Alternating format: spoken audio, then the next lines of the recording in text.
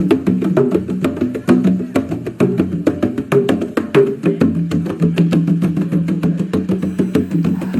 Africa, brothers and sisters, please take your time, try to imagine this. A presidential campaign where the candidate never steps on stage, never waves at the crowd, never speaks to the people. Instead, his photograph, a framed picture, travels across the country in his press. This is not a fiction. This is Cameroon in 2025. A presidential candidate, President Paul Biya, is not in his country. He is in Europe, but supporters use his framed photograph, use his image for the campaign. This is the democracy. This is the democracy that we want in Africa. Recently, his daughter called Cameroonians not to vote for her father because he's too old and he cannot serve well the people of Cameroon. You know, this is imbalancing. It doesn't make sense that we Africans, someone can put his image or his shirt or his shoes, and we Africans gathered to hear nothing. Because a candidate must be there. He's supposed to talk about what he's going to do in the next term, but he's not there. He's using his image, properties to represent him. And yet we say this is democracy. And this brings me to my session of Sahelization of Africa, where we talk about things like that looks good on our faces, but there's hidden agenda in those good things. That we see they're good, but there are some hidden agendas. Among of these things called democracy is good on us because we believe it brings us opportunity to elect leaders whom we want. It gives us opportunity to elect good leaders, but behind democracy, there's some hidden agenda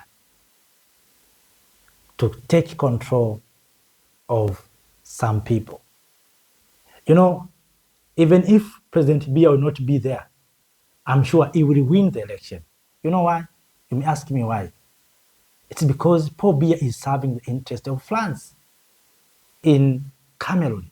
So behind Paul Biya, there's France. And that's why even if he will not be there, France will back up him, will support him to remain in power. The way France has did to Cote d'Ivoire. The term of Alassane Ouattara is over in Cote d'Ivoire, but France backing him, supporting him to stay in power for next term out of constitution. No ECOWAS is talking about those issues. Those are democrats that we are talking about.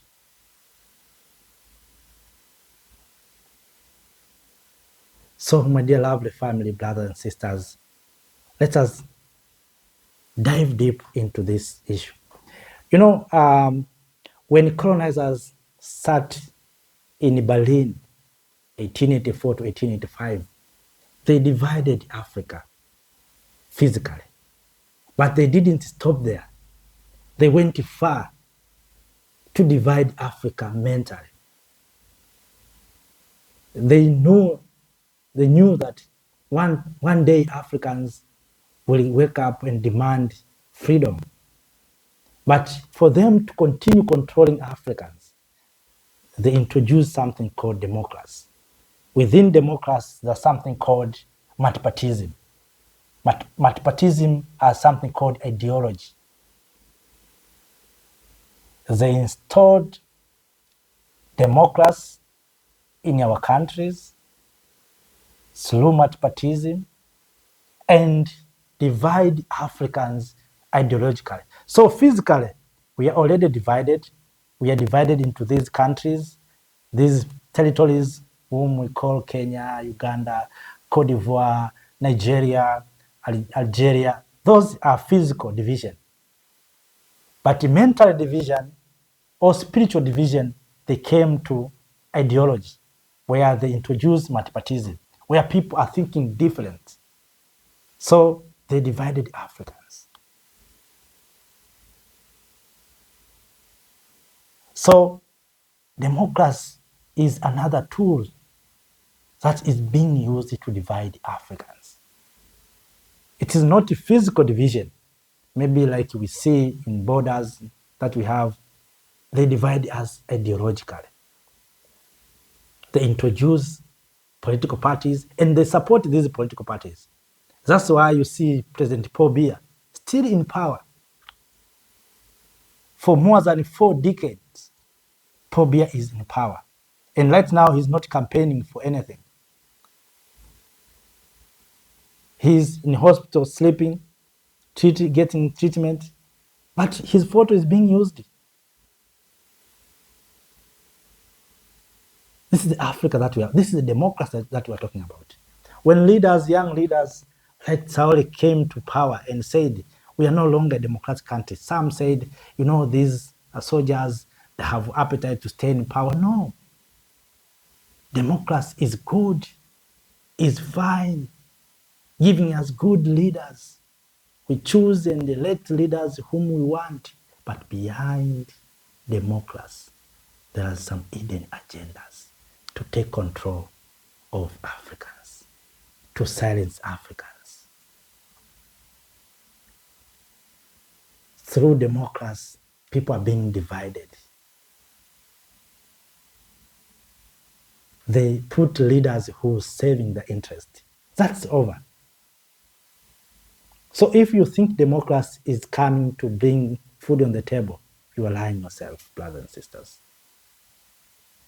Democracy is installed to African countries to install leaders who looks like us, but serving the interest of the West. That's what the democracy is doing in Africa. Democracy is another Trojan horse. Yesterday, I visited some area in my homeland. Of course, I've spoken about democracy. Maybe I'm going to share that video, what I said and what I shared in that video. I was enjoying to be there.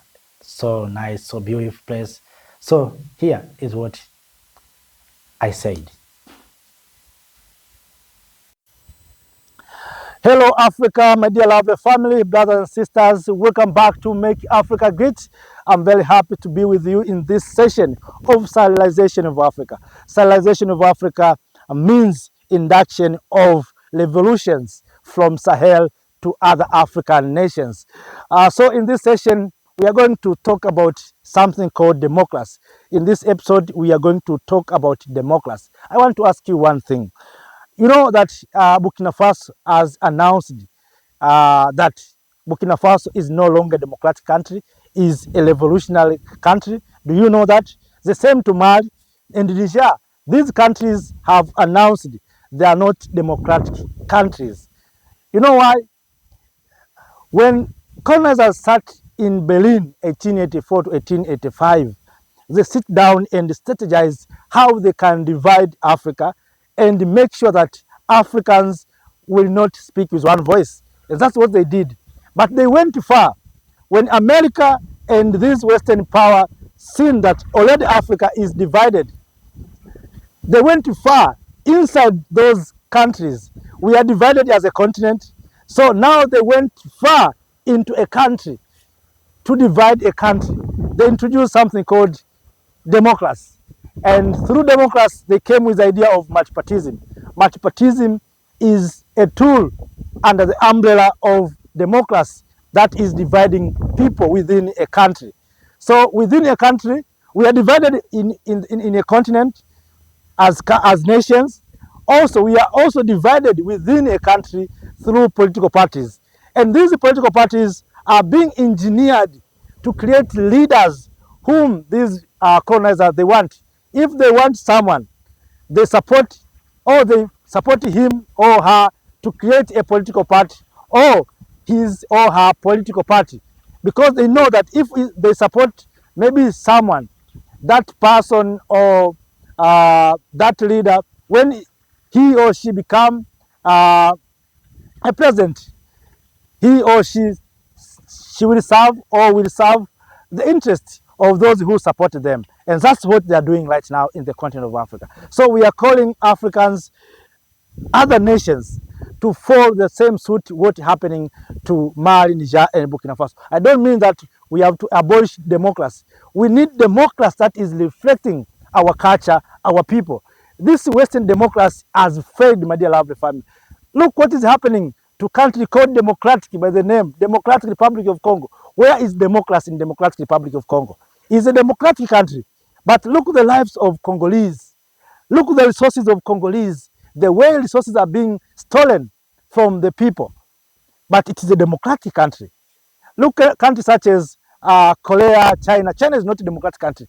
Look today China, where China is compared to African countries that are changing leaders every 5 years, every 4 years. And you know one thing that I recognize when I grow older, now I learn something. This exchange of leaders for maybe 1 term, 2 term is good. But let me tell you, no leader can do great thing within 10 years. I'm telling you the truth. Even Traore can do better, but if Traore can stay in power for 15 or 20 years, he can do better. But 2 years or 5 years is not enough. Is not enough for a leader to do a great thing. So, but these people, they know if you stay in power for 5 years and you run the nation in a good way, they say it is enough. Go and run the election. You see, go and run election. So through that, they see if you are going proper in your people are raising, you abolish this poverty, you are fighting corruption. They see this country is going to be great. What they do is they sponsor your opponent so that you become removed. That's what the Western power and Western democrats are doing. Western democrats is a Trojan horse used to undermine development in African continent. And that's why I have given an example of Democratic Republic of Congo. It's a democratic, but look at the lives of the people of Congo. They are not living as democratic. So we want a new governance system, African governance system. And you know, to understand how democrats undermining our development, in some countries, after every election, you find people in the streets distracting infrastructures, distracting buildings, stealing from the people. All of those are effects of democracy. Democracy, of course, in the other end, we say democracy is giving us good leaders. It's giving us opportunity to elect good leaders whom we want.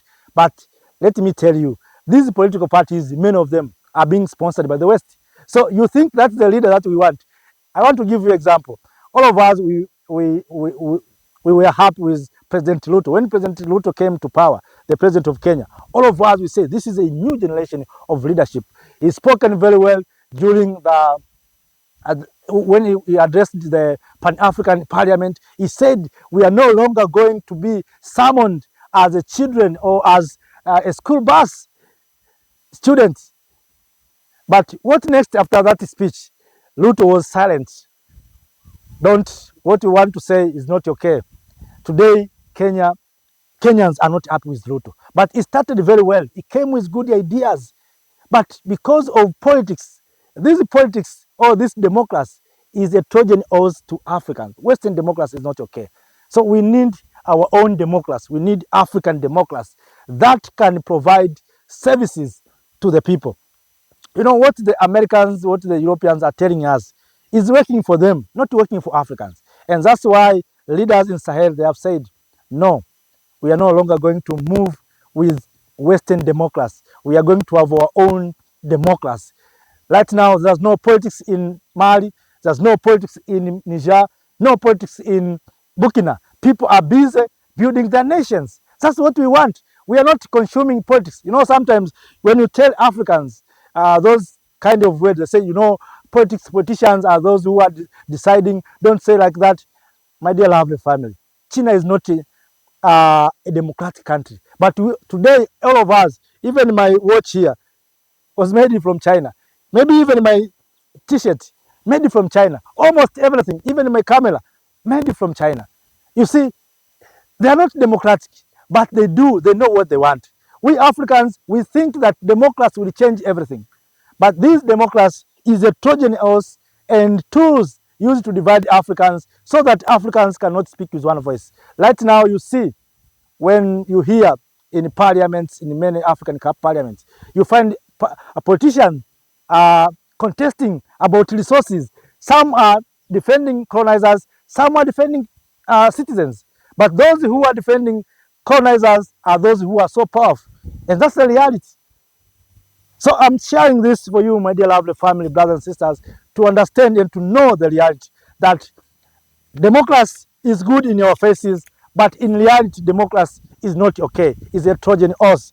So from here, in my beautiful place, as you can see there, how Africa is so nice, so beautiful.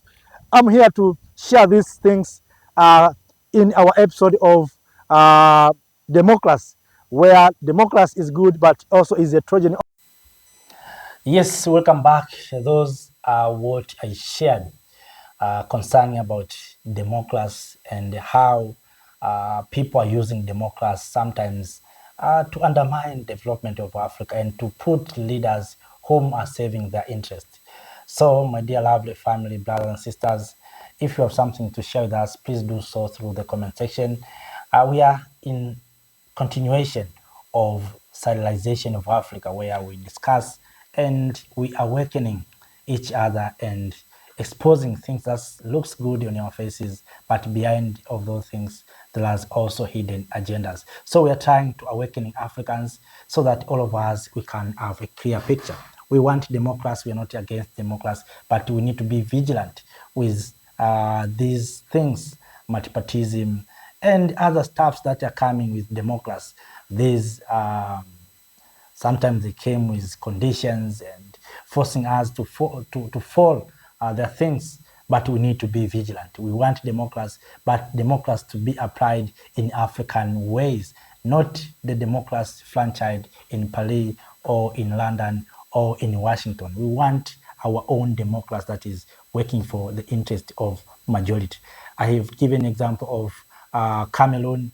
All of us, we know what happened to Cameroon, what President Paul Biya is doing, but that's democracy. And it's my hope that Africans in Cameroon will use their